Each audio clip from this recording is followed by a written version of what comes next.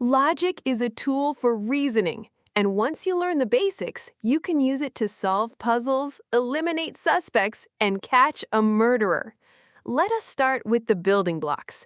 Propositional logic deals with statements that are either true or false. We connect them using three key operators. And both things must be true, or at least one must be true, not the opposite of whatever follows.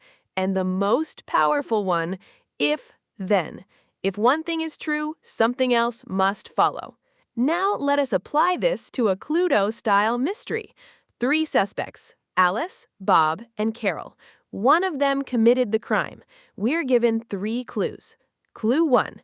If Alice is innocent, then Bob is guilty.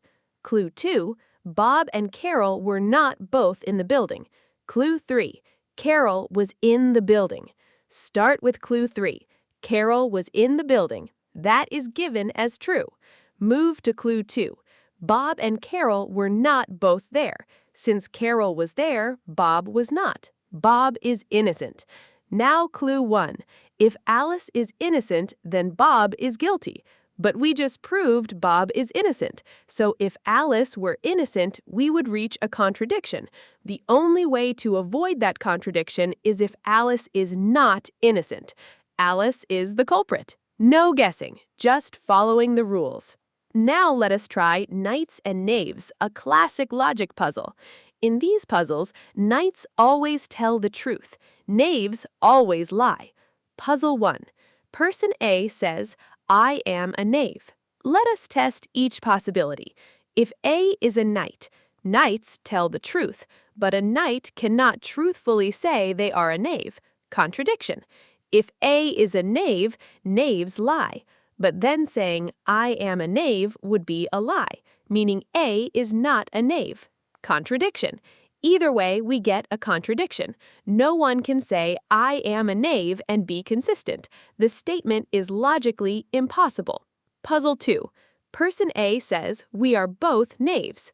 If A is a knight, the statement is true, making both of them knaves.